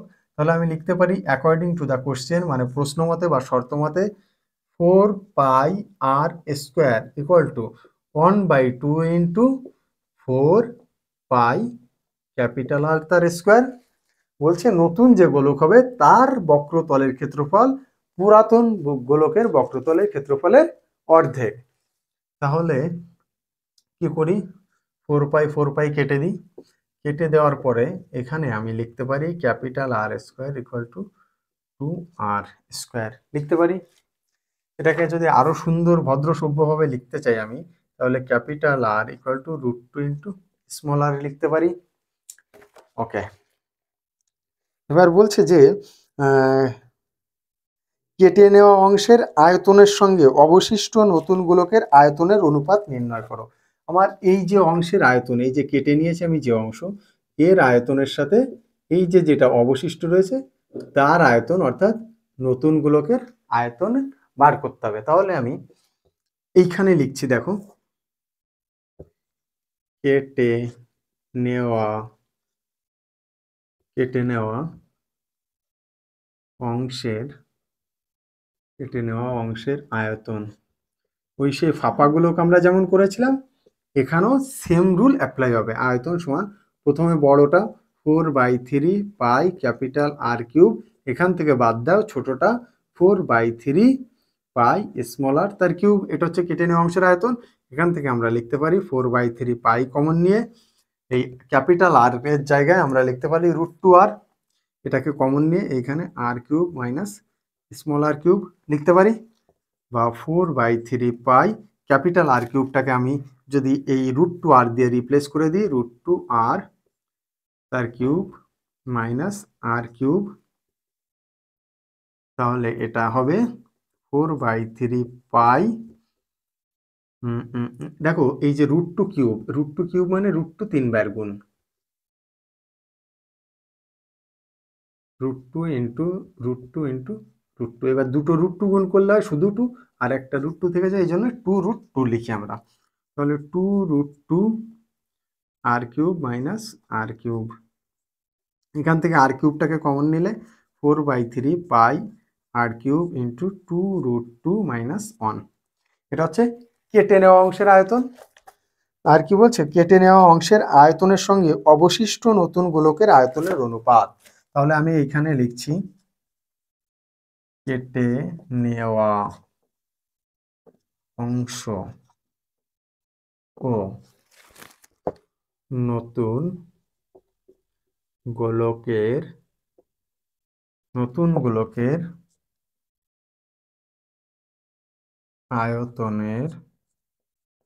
আয়তনের অনুপাত। অনুপাত সেটা কি হবে? সেটা হবে, দেখো কেটে নেওয়া অংশের আয়তন তো সেটা হচ্ছে এই 4/3 pi small R cube into 2√2 minus 1 by এই যে নতুন গোলক তার ব্যাসার্ধ এই যে আর, তাহলে এর আয়তন হবে 4/3 পাই আর কিউব, কপাস করে কেটে দিলে এটা হবে আমার 2√2 মাইনাস 1 ইসটু অন। অঙ্কটা একটু ট্রিকি হলো, অঙ্কটা কিন্তু সুন্দর অঙ্ক। ওকে, স্টার মার্ক মেরে রেখো পাশে, আসার মতো অঙ্ক এটা। ঠিক है भैया, समझ में आए?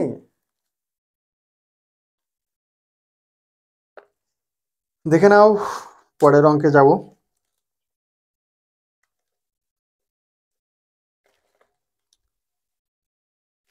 এবার করব 13 দাগ। চলো এবার আমরা 13 দাগ অঙ্কটা করি।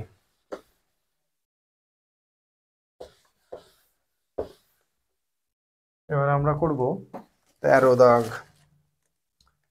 13 নাম্বার। 13 দাগে বলছে যে 14 সেমি দৈর্ঘ্যের ব্যাসার্ধ বিশিষ্ট একটি ভূগোলকের অক্ষটির বক্রতলে 0.2 সেন্টিমিটার দৈর্ঘ্যের ব্যাসার্ধ বিশিষ্ট দুটি বৃত্তাকার ছিদ্র করা হয়েছে।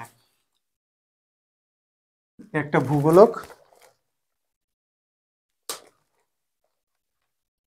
এই ভূগোলকের বক্রতলে, ধরো এটা সেন্টার, এর বক্রতলে এখানে একটা আর এখানে একটা ছিদ্র করা হয়েছে। এবার বলছে যে এই যে ভূগোলকটা এর ব্যাসার্ধ 14 সেন্টিমিটার, আর এই যে ছিদ্র এর ব্যাসার্ধ হচ্ছে 0.7 সেন্টিমিটার। তাহলে এর বক্রতলের ব্যাসার্ধ কত? ঠিক আছে, তাহলে এখানে দেওয়া আছে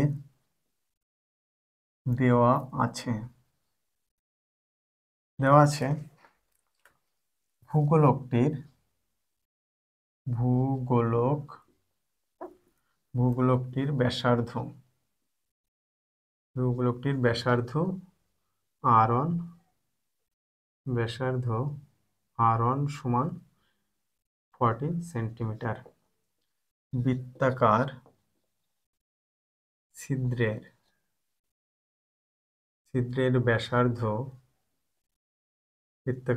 ব্যাসার্ধ r2 সমান 0.7 সেন্টিমিটার। এবার তাহলে আমি অতএব বৃত্তাকার ছিদ্রের ক্ষেত্রফল, অতএব দুটি বৃত্তাকার ছিদ্রের ক্ষেত্রফল কি হবে? দুটো, আর হচ্ছে পাই আর স্কোয়ার। বৃত্তাকার ছিদ্রের ক্ষেত্রফল এটা হয়। তাহলে এখান থেকে ক্যালকুলেশন করলে 2 ইন্টু পাই ইন্টু আর হচ্ছে 0.7 ইন্টু 0.7। ওকে, এর ক্যালকুলেশনটা একটুখানি করে নিই আমি। ক্যালকুলেশনটা যদি করি 2 ইন্টু 3.1416 ইন্টু পাই আর স্কোয়ার, তিনটে কেন লিখেছি? ও সরি, এটা তো আলাদা, এটা আলাদা, এটাকে আমি ভেতরে লিখে দিই 0.7 সেন্টিমিটার। এটা হচ্ছে সেন্টিমিটার স্কোয়ার ইন্টু 0.7 ইন্টু 0.7 3.078 3.078 আছে, এই জন্য 0.8 করে দিই একবারে আমি, 0.8 সেন্টিমিটার স্কোয়ার। ওকে, এবার ভূগোলকটির ব্যাসার্ধ, এবার একবারে আমি বার করি ভূগোলকটির গোলাকার অংশের ধাতব পাতের ক্ষেত্রফল। অতএব ধাতব পাতের ক্ষেত্রফল, ধাতব পাতের ক্ষেত্রফল সমান কি হবে? 4πr² মাইনাস এই যে 3.08, কারণ এই পরিমাণ আমি কেটে বাদ দিয়ে দিয়েছি। তাহলে 4π হচ্ছে 3.1416, সরি, r² হচ্ছে 14 ইন্টু 14 মাইনাস 3.08 সেন্টিমিটার স্কোয়ার। ক্যালকুলেশনটা আর একটু করে নিই, লং ক্যালকুলেশন তো সময় সাপেক্ষ, এই জন্য আমি পুরো ক্যালকুলেশনটা আর করছি না। 4 ইন্টু 3.1416 ইন্টু 14 ইন্টু 14, এখান থেকে বাদ দিতে হবে 3.08, অ্যান্সার আসছে 2459.934। এবার দেখো এই যে 59-এর পরে 9 চলে এসছে না, এটাকে আমরা যদি অ্যাপ্রক্সিমেটেড 2460 লিখতে পারি, 2460 এটাও লিখতে পারি। অ্যাকচুয়ালি এই অ্যাপ্রক্সিমেট ক্যালকুলেশন, এই ক্ষেত্রে তোমাদের যেহেতু ক্যালকুলেটর ইউজ করার অপশান নেই, সেহেতু এই অ্যাপ্রক্সিমেট মানে কাছাকাছি আসলে এরকম একটা যদি দাগ দিয়ে দাও, এর মানে হচ্ছে কাছাকাছি মান, এর আশেপাশে হবে, খুব কাছাকাছি। এটাকে যদি 9টাকে সামনে আনি তাহলে এখানে অলরেডি 60 হয়ে যায়। ঠিক আছে, দেখে নাও একবার, অঙ্কটা সুন্দর অঙ্ক এবং এটা একটা আশার মতো অঙ্ক এটা। ঠিক হ্যাঁ, চলো পরের অঙ্কটা করি।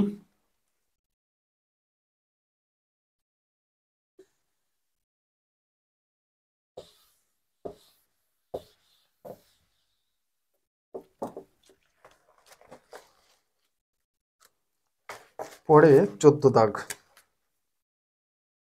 14 দাগে বলছে 8 সেমি দৈর্ঘ্যের ব্যাসার্ধের একটি নিরেট লোহার গোলককে গলিয়ে, তাহলে ব্যাসার্ধ আর সমান সমান 8 সেমি, গলিয়ে 1 সেমি দৈর্ঘ্যের ব্যাসার্ধের কয়টি নিরেট গলি তৈরি করা যাবে হিসাব করে লিখি।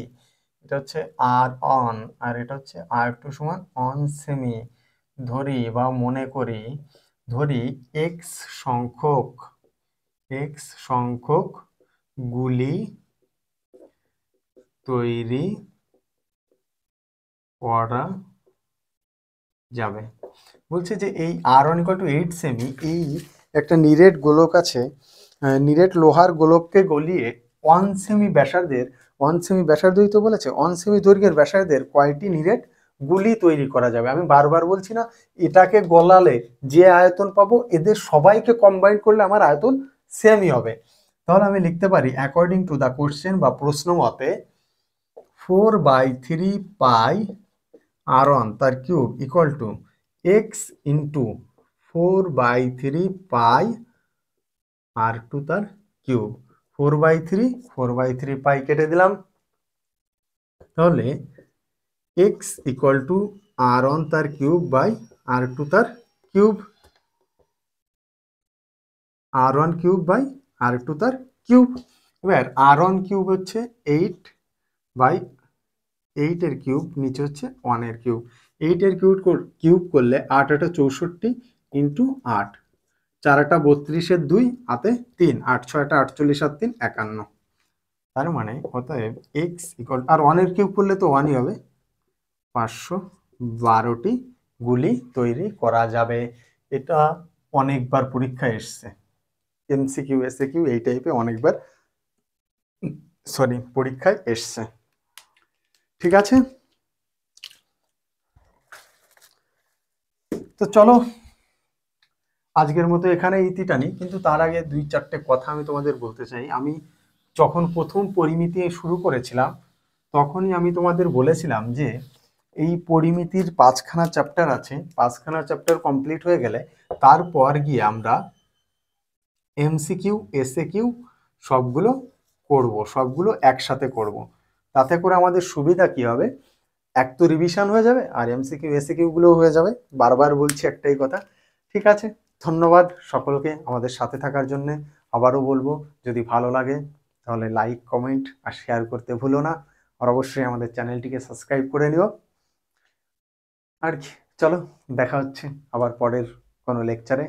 নমস্কার, ততক্ষণ তোমরা সবাই সুখে শান্তিতে সুস্থভাবে থাকো। রাধে রাধে।